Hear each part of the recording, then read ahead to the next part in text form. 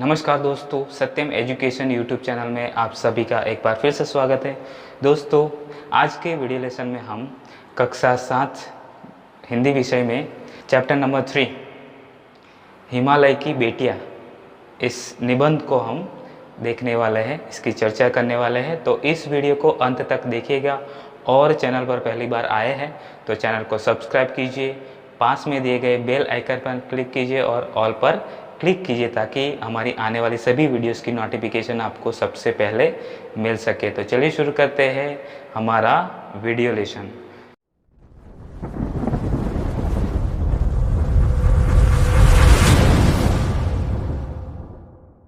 दोस्तों, हिमालय की बेटियां यानी कि नदियां, इसके बारे में हम चर्चा करने वाले हैं। तो इस चैप्टर का प्रकार है निबंध। तो आइए देखते हैं।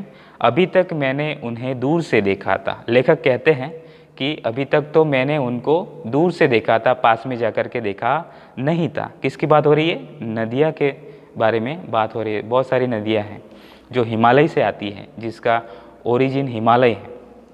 बड़ी गंभीर, शांत, अपने आप में खोई हुई लगती थी। जैसे नदियाँ जो है वो एकदम खोई हुई सी और शांत लगती है जब वो मैदान में से गुजरती है, जब मैदान में होती है तब। संभ्रांत महिला की भांति वे प्रतीत होती थी। उनके प्रति मेरे दिल में अपार आदर और श्रद्धा थे। माँ और दादी, मौसी और मामी की गोद की तरह उनकी धारा में डुबकियाँ लगाया करता था। तो ये जो लेखक हैं वह उस नदी में डुबकियाँ लगाया करते थे, जैसे उनको लगता था कि ये मेरी मौसी है, मेरी मामी है, दादी है, माँ है, ऐसा उनको प्रतीत हुआ होता था। परंतु इस बार जब मैं हिमालय के कंधे पर चढ़ा तो वे कुछ और रूप में सामने थी। लेखक कहते हैं कि जब मैं हिमालय की सैर करने के लिए निकला, जब मैं हिमालय पर की चोटी पर चढ़ा तो देखा कि उनका रूप कुछ अलग है।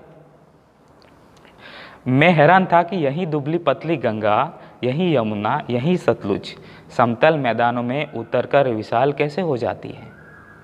लेखक कहते हैं कि मैंने जब हिमालय की चोटियों पर जाकर के देखा उनको, तो ऐसा लगा कि ये दुबली पतली नदियाँ जो है वो मैदान में जाकर के बड़ी विशाल कैसे हो जाती है, विशालकाय कैसे हो जाती है।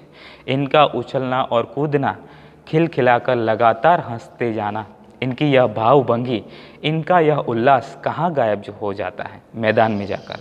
वह कहते हैं कि हिमालयी पर्वत के ऊपर चोटियों में तो ये गंगा, सतलुज सारी नदियाँ उछलती हैं, कूदती हैं, हंसती है, उनकी अलग अलग भावभंगी हमको नज़र में आती है। तो ये सब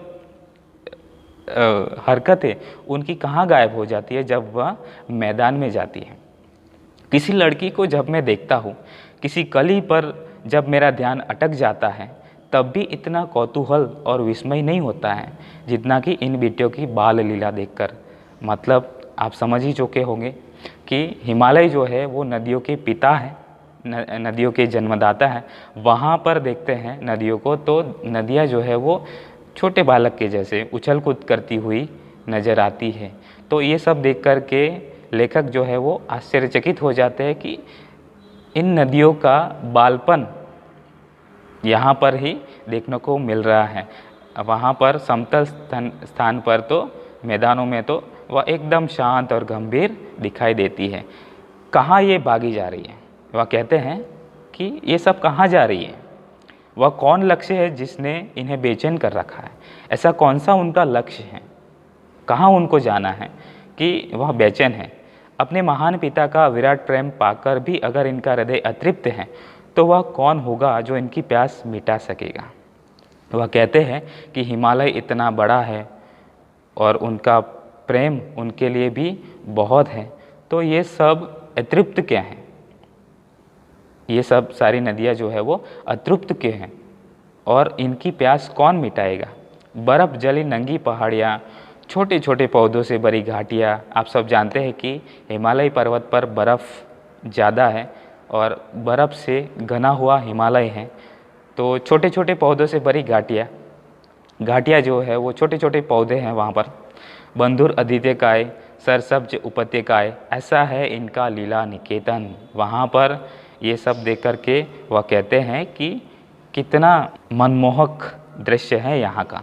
खेलते खेलते जब ये जरा दूर निकल जाती है तो देवदार, चीड़, सरो, चिनार, सफ़ेदा, कैल के जंगलों में पहुंचकर शायद इन्हें बीती बातें याद करने का मौका मिल जाता होगा।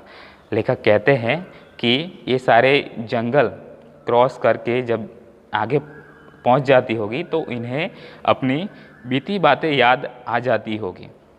कौन जाने बुढ़ा हिमालय अपनी इन नटखट बेटियों के लिए कितना सिर धुनता होगा। बड़ी बड़ी चोटियों से जाकर पूछे तो उत्तर में विराट मौन के सिवाय उनके पास और रखा ही क्या है। सिंधु और ब्रह्मपुत्र ये दो ऐसे नाम हैं, ये नदियों के नाम हैं जिनके सुनते ही रावी, सतलुज, व्यास, चनाब, झेलम, काबुल, कपिशा, गंगा, यमुना, सरयू, गंडक, कोसी आदि हिमालय की छोटी बड़ी सभी बेटियां आंखों के सामने नाचने लगती हैं। वास्तव में सिंधु और ब्रह्मपुत्र स्वयं कुछ नहीं है। दयालु हिमालय के पिघले हुए दिल की एक एक बूंद न जाने कब से इकट्ठा होकर इन दो महानदों के रूप में समुद्र की ओर प्रवाहित होती रही है। दोस्तों, आप सब जानते हैं कि ये सारी नदियाँ जो है वो हिमालय से निकलती है और समुद्र में जाकर के विलीन हो जाती है, समुद्र से मिल जाती हैं। तो लेखक कहते हैं कि हिमालय जो है वो एक पिता है और उस पिता के उनके पिघले हुए दिल की एक एक बूंद उसमें जाकर के मिलती है और ये नदी का रूप धारण कर लेती है और वह समुद्र में जाकर के मिल जाती है। कितना सौभाग्यशाली है वह समुद्र जिसे पर्वतराज हिमालय की इन दो बेटियों का हाथ पकड़ने का श्रेय मिला। लेखक कहते हैं कि समुद्र है कितना सौभाग्यशाली है जिसको ये पर्वतराज हिमालय की बेटियों का हाथ पकड़ने को मिला। जिन्होंने मैदानों में ही इन नदियों को देखा होगा उनके ख्याल में शायद ही यह बात आ सके कि बूढ़े हिमालय की गोद में बच्चियां बनकर ये कैसे खेला करती है। तो जिन्होंने हिमालय जाकर के नहीं देखा है उनको ये अंदाज नहीं आएगा कि ये जो नदियाँ अभी शांत और गंभीर सी दिखती हैं और विशालकाय दिखती है वह हिमालय में कैसी दिखती है। हिमालय में ये सारी नदियाँ जो है वो एक छोटे बच्चे की तरह दिखाई दे रही है। माँ बाप की गोद में नंग धड़ंग होकर खेलने वाली इन बालिकाओं का रूप पहाड़ी आदमियों के लिए आकर्षक भले ही न हो, लेकिन मुझे तो ऐसा लुभावना प्रतीत हुआ वह रूप कि हिमालय को ससुर और समुद्र को उसका दामाद कहने में कुछ भी झिझक नहीं होती है। लेखक यह कहते हैं कि सारी नदियाँ जो है पर्वतराज हिमालय से निकलती है, वही उनका उद्गम स्थान है। वहाँ पर ये दुबली पतली सी छोटी सी दिखाई दे रही है, लेकिन जैसे जैसे वह आगे बढ़ती है, मैदान में आती है, समतल मैदान में आती है, तो वहाँ पर वह विशालकाय बन जाती है और समुद्र में जाकर के विलीन हो जाती है, समुद्र से मिल जाती है। तो लेखक यह कहते हैं कि समुद्र जो है वो पर्वतराज हिमालय के दामाद है और पर्वतराज हिमालय समुद्र के ससुर हैं। तो लेखक ने यहाँ पर हिमालय और समुद्र को एक दूसरे के रिलेटिव्स बताए हैं। कालिदास के विरही यक्ष ने अपने मेघदूत से कहा था, वेत्रवती यानी कि बेतवा नदी को प्रेम का प्रतिदान देते जाना, तुम्हारी वह प्रेयसी तुम्हें पाकर अवश्य ही प्रसन्न होगी। यह बात इन चंचल नदियों को देखकर मुझे अचानक याद आ गई और सोचा कि शायद उस महाकवि को भी नदियों का सचेतन रूपक पसंद था। दरअसल जो भी कोई नदियों को पहाड़ी घाटियों और समतल आंगनों के मैदानों में जुदा जुदा शक्ल में देखेगा वह इसी नतीजे पर पहुंचेगा। अगर आप हिमालय पर जाकर के इन सारी नदियों का दर्शन करते हो तो और समतल मैदान में जाकर के देखते हो इनका रूप, तो आप इसी नतीजे पर पहुंचोगे। और इनके बारे में कवियों ने बहुत कुछ लिखा है, बहुत सारी कविताएं लिखी है, उनके बारे में बहुत कुछ कहा है। काका कालेलकर ने नदियों को लोक माता कहा है। हमारे देश में जितनी भी नदियां हैं उनको हम माता के रूप में जाने जाते हैं। हमारे देश में सभी नदियों उनको हमने माता का दर्जा दिया है, उनकी हम पूजा करते हैं, किंतु माता बनने से पहले यदि हम इन्हें बेटियों के रूप में देख ले तो क्या हर्ज है। और थोड़ा आगे चलिए, इन्हीं में अगर हम प्रेयसी की भावना करें तो कैसा रहेगा। ममता का एक और भी धागा है जिसे हम इनके साथ जोड़ सकते हैं। बहन का स्थान कितने कवियों ने इन नदियों को दिया है।